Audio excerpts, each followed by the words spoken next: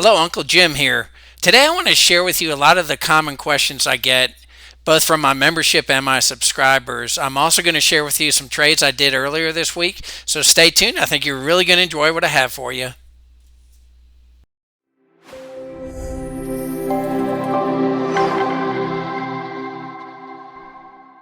Okay, now before I jump into the questions that we're going to talk about in the video, I do want to give a quick market update. It's been kind of a crazy week. The market's up one day, down the next. A little bit of a roller coaster ride. I think that's going to continue for the foreseeable future. I do think the Fed has become more hawkish again. Some of the statements they made in the last few days has kind of frightened the market. They've actually commented that they're going to increase rates or do it even quicker. I'm not so sure they're going to do that. I do believe that they are having an impact. The higher rates are having an impact. Unemployment claims are up. There's a lot of other stuff coming out that shows that we are definitely, being impacted. Inflation's not coming down as quickly as they hope it would, but it takes a long time for these things to happen. So I'm at least hoping that they do, not go crazy and keep increasing the rates so much. I believe a lot of the markets out there believe that they will switch and probably become more dovish towards the end of the year, and that's what I'm thinking. I'm thinking maybe two more rate increases, and by the end of the year, early 24, they're going to kind of reverse direction and start coming, maybe, reducing the rates a little bit. Um, Part of that again is related to the inverted yield curve. The 2 year is still higher than the 10. The 10 really hasn't gone up that much, and to me that's an indication that there's a lot of thought that they will become dovish at some point and start lowering those rates again. And they also can't. As a country, we can't afford really high rates with so much national debt. It becomes that much more difficult to pay for that, all the debt we've incurred over the last 30 years or so.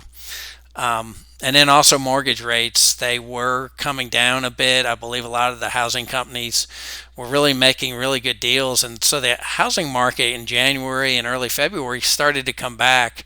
But now the rates are trending up again. The market's kind of fading a little bit. I've heard some stuff recently that shows that the housing market is beginning to hurt again, which this is some of the most important times, March, April, or a lot of times that people, they're the times people want to actually buy new homes. They want to move in preparation for getting kids into school. And so spring's usually one of those times when the housing market is at its busiest. So if it's beginning to slow down around this time, that could be fairly painful. So I think once they start getting some numbers they like, I do think that they will become a little less hawkish. At least that's my 2 cents, and as always, it may only be worth 2 cents. So let's go ahead and jump into some of these questions. So I have gotten a lot of questions about assignment and, will I be assigned? Like even today, there was some stuff that's gone on with Charles Schwab related to a big, what is it, a block of stock was sold or something occurred. I don't know all the details because I haven't had a chance to dig deeper into it. But I believe Schwab is down like $7 or $8, over 10% just today. So it's in the money. It's always been out of the money since I've been selling puts on it.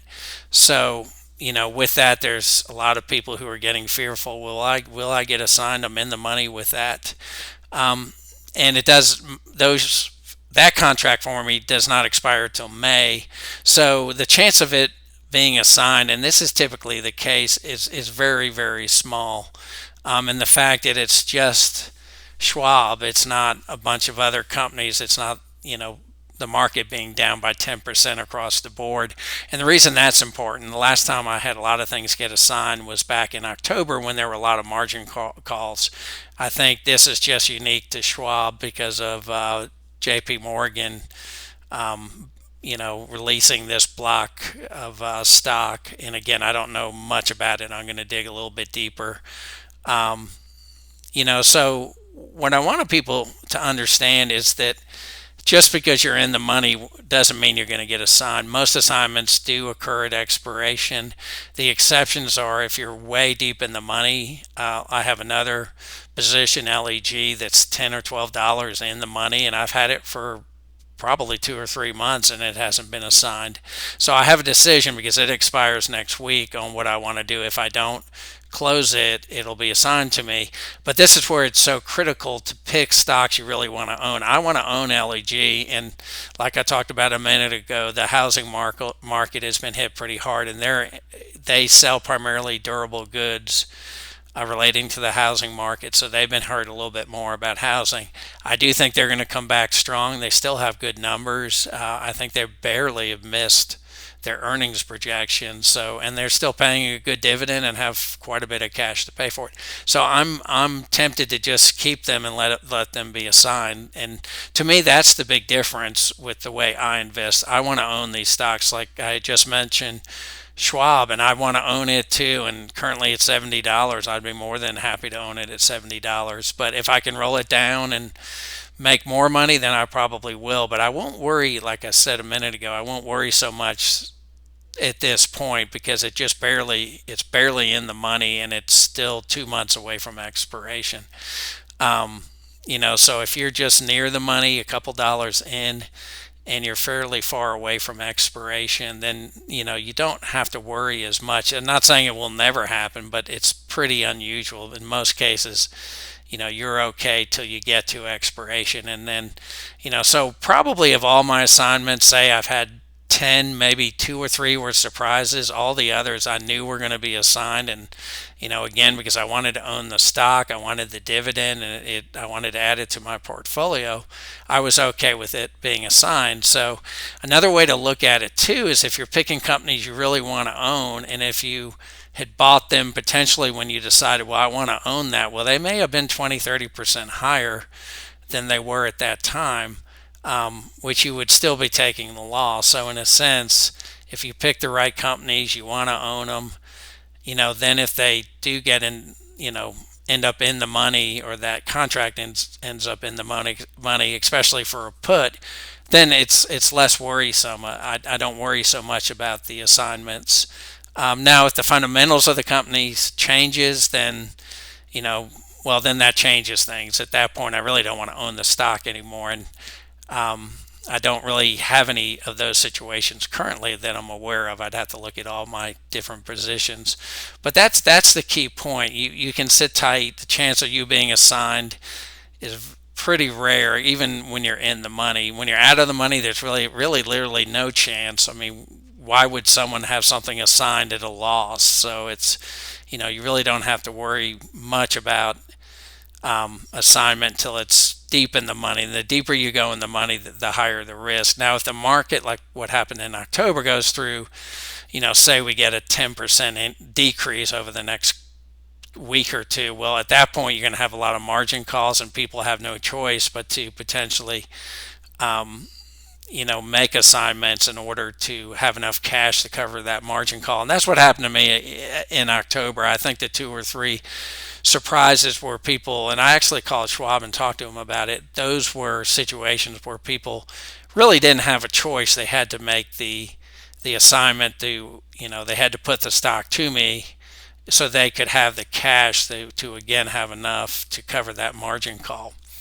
And if you don't know what a margin call is, it's just if you're doing options, or you're using margin in your account and you don't have enough cash, they'd like you to have a certain percentage cash wise, then they'll require you to sell securities and to build up that cash level again. And then they typically, with Schwab, they'll let you know, and you can make the choice. I've never had a true margin call, but if you don't make a choice, they'll make it for you, and they'll sell specific securities. And actually, they do a nice job if it comes to that. But again, it's never come to that for me. I keep plenty of cash, and I encourage you to always have plenty of cash. To me, it's about 20-30% of my total brokerage account, or I don't just use a brokerage, I also use my retirement account. So I typically keep between 20 and 30% in cash at any time. So, and then the other big question I get is rolling, and I think people make it a lot more complex than it really is. Rolling is simply closing your current position and opening a new one. And when I roll, I typically try first to earn additional premium and try to improve on that trade. So to give you a for instance with Schwab, I looked earlier to see could I roll it out and lower and make more premium. And I could not at this point, at least from what I was looking at. And of course, the farther you go out, the opportunity for rolling something lower and picking up some premium, but that does lock up that capital. So a lot of people will start asking me really difficult questions, and it's really not that difficult if you keep in your mind that rolling is simply closing your current position and opening a new one. It keeps things a lot more, it keeps it simple. You don't need to necessarily make it so complex. And a lot of times, and that's why I had mentioned, looking at profitability, if I get to a certain 80 or 90% profitable on a trade, I will typically try to close it, because if you close it at a point where it's really profitable and then wait to a better time to actually sell another contract. So, like right now, if I had sold Schwab, I think Schwab currently I've probably had it for 3 weeks, and I think it was close to 50% profitable. If I had closed it, at that point at 50%, and I hadn't opened another one, then I could potentially make really good money opening a new position right now with Schwab being down so much. So that's why. And a lot of times too, I don't look on a daily basis. If something's 2 or 3 weeks out, or more than that, 2 or 3 months out, I'm not constantly every day looking at the profitability of that trade. A lot of times I will just look, and I'll show that at the very end of this video. I'll show you the page where I can see the profitability, and it shows you, it literally on Schwab, it shows ITM or OTM, for in the money or out of the money, and it keeps it real basic, and I can sort by that column, and I'll show that at the end of the video if you're curious. It's one of the things that makes it really easy. A lot of the times, I may get on my account maybe once or twice a day, and I'll just look at that page and I'll see what's profitable, and I'll potentially close it. And I've been doing a better job at closing some of these trades, but it's still, again, this is part-time for me. So that, being that it's part-time, that's why I do a lot of market trades and I get on and off. And that's why I have a planning worksheet that I release to my memberships, that I typically 3 weeks out from an expiration, I start managing that trade. I start, deciding what I want to do with it. First, is it in the money? And then I typically color code that. If it's in the money, then I mark it as yellow. If it's out of the money, I don't typically mark it. When I do a trade, say I roll it or I open a new trade, I do mark it as green. And it's a way for me to plan plan these trades and plan, what I want to do next with the particular trades. But again, I don't put anything on there until 2 to 3 weeks before expiration. There are some exceptions to the rule, and with any of these things, even when I talk about delta and what kind of risk I want to take, I'm usually looking within a range. So with my planning worksheet, it allows me to just deal with what I need to deal with. So a lot of times I'll look at that list that sorts by profitability, but then I'll also look at my spreadsheet. And actually, a lot of times I'll look at my spreadsheet first and look at what I need to manage and then go from there. If you want to learn more about that, I have details below. You can look at my memberships. It may be something of interest. Also, it's a good point right now to say please subscribe, hit that notify button for any future videos. But those are the primary 2 questions. What is rolling? And again, it's just closing and opening a new position. It isn't anything more than that. With dealing with options, you just got calls and you've got puts. You can open the call or put, and you can close the call or put. Everything else is just terminology, and a lot of people also get it confused with when you open something, you're selling it to open or buying to open. So if you're buying to open, you're buying the put, so you're owning that put. If you're selling to open, you're selling a put or a call to someone else, so they really own it at that time, and that's why they're paying you. It's just literally a contract. So I just wanted to try to make this a little bit more simplistic. If I have not done a good job with trying to simplify things, please add comments below. It will also be a good place for people to go. I try to answer all my comments, and if I haven't done a good job in this video with explaining it, I'll try to do a better job in the comments. But so please leave me a comment. And with that being said, let's jump into the next part of the video. I'll share with you what trades I've done this week. So let's go ahead and jump into that part. Now, before I jumped into the spreadsheet for this week, my planning spreadsheet for this week, I did wanted to share the what I mentioned earlier in the video about profitability with options. So this is the summary page. You can see the ETFs, closed-end funds, different positions. If you scroll down, you come to a section options, and again, this is all my different accounts, and you can see here that I've got gain or loss, and you can also get this in your regular position page, and I believe most brokerages have this. So I literally come in here and I will sort. Typically it's already sorted, and you can see Schwab's having some crazy stuff going on today, so that's why it's up 300%. And then here PG, and a lot of times I'll also look at the pricing. Right now it's $21, and I've been looking at Procter and Gamble, and even though I should probably close it, and I probably will tomorrow or the next day. But Procter and Gamble's come down. I believe it's in the 130s now, and this I had done a while back, so 160. So it's very, very profitable.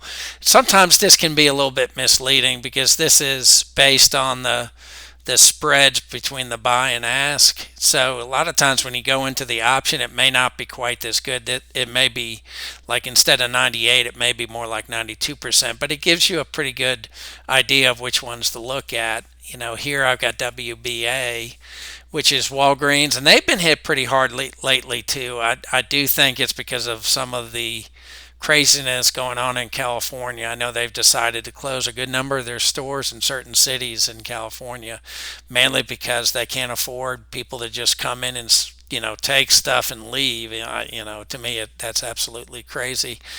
Coke, I've got some here that I could potentially close.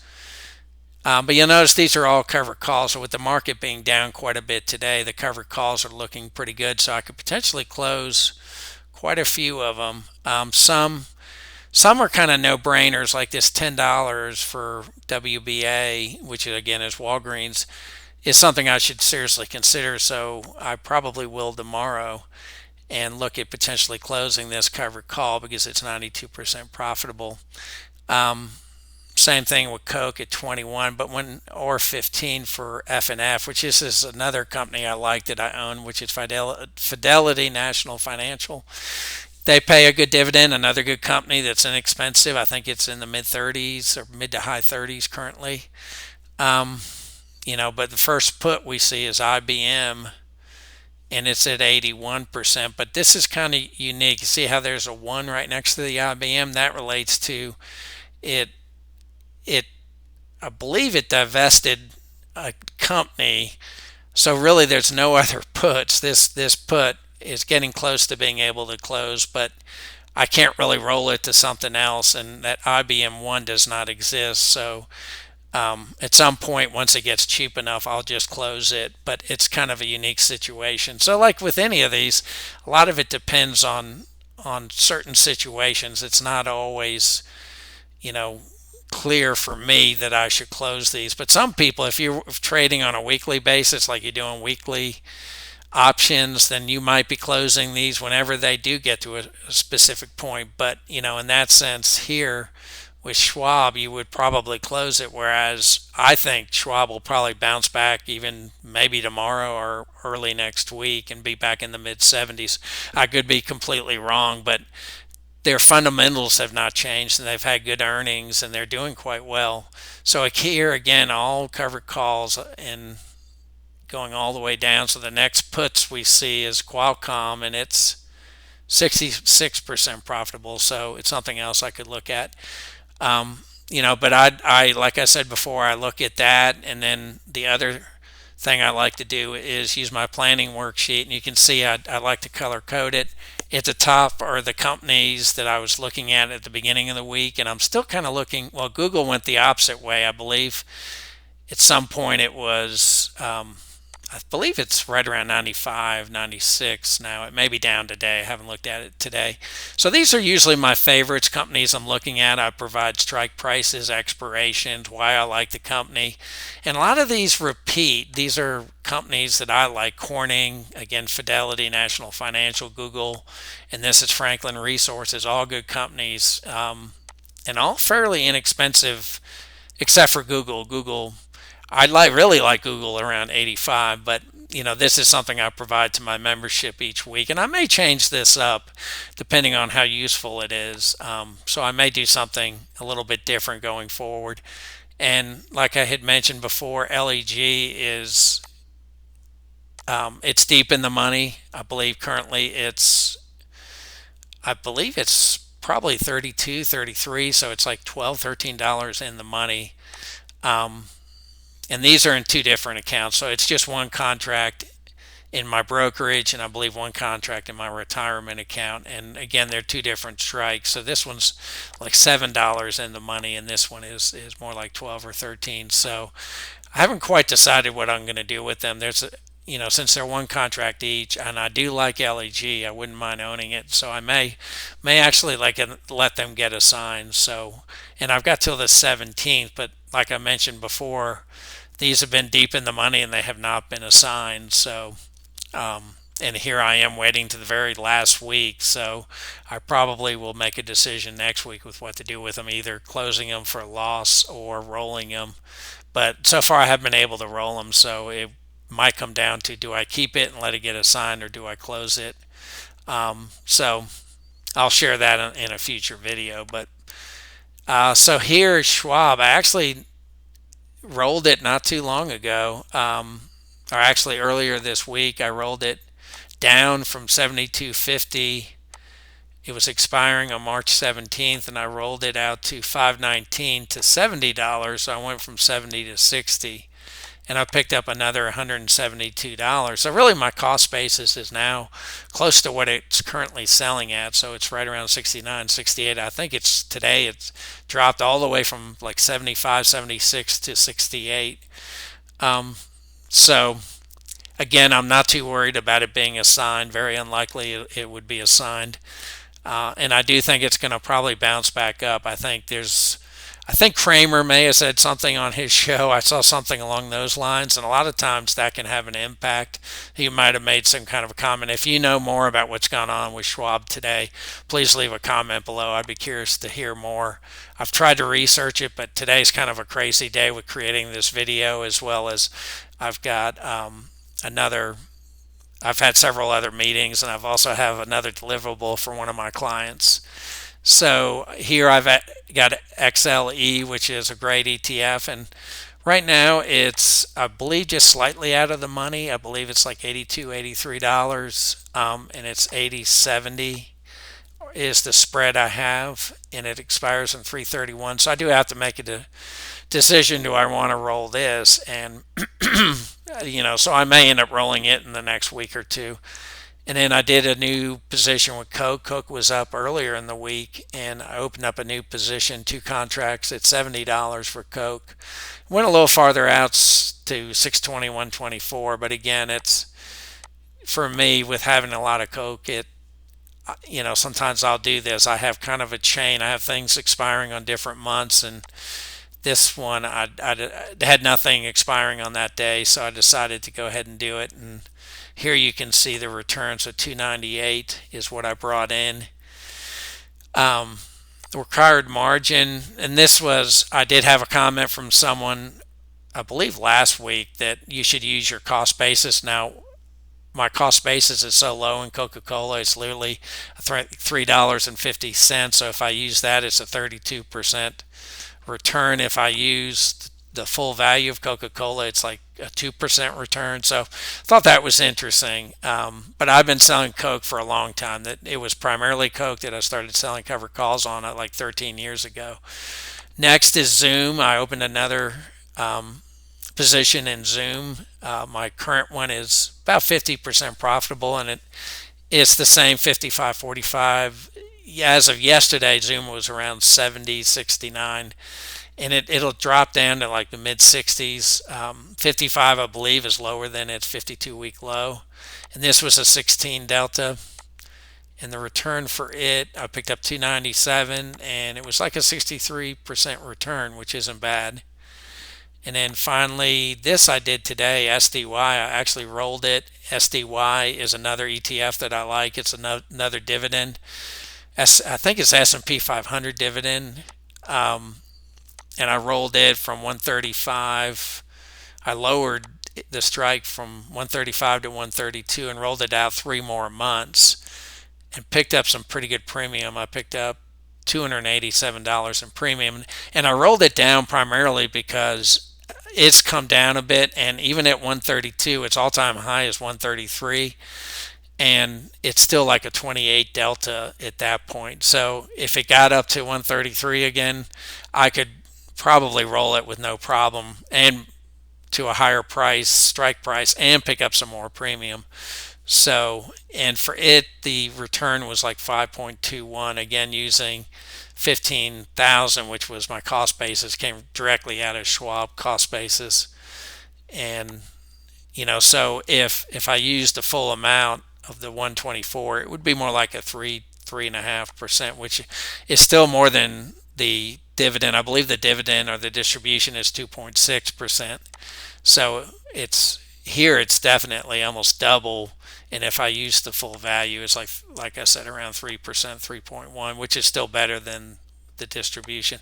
So I've only done these 4 trades this week. 2 of them, I believe these 2, I might have done on the same day. I believe I did those. I think that I did 2 on Tuesday. So it might have been these 2 I did on Tuesday. But overall, I've already brought in 1,056. So I'm averaging over $200 or over $250 on each trade.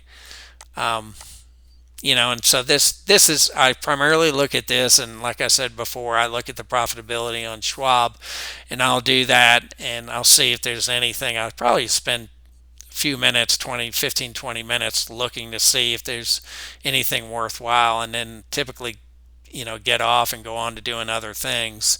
I do try to do 1 trade a day, and try to get 200 for each trade, and again, try to get 1,000 a week and around 4,000 a month. And I've been able to do that. I think last month I was maybe $75. Well, I think it was $300 shy of that, and in the previous month I was $1 shy of that. So I'm real close to 4,000 every month. But again, I do this part time. I spent a lot more time trying to create these videos and running my memberships and answering questions. I've noticed I've gotten a lot more questions lately. So thanks for joining me. I hope you enjoyed this. And if you have any questions, as always, like I mentioned earlier, please add some comments. Have a great day. Bye-bye.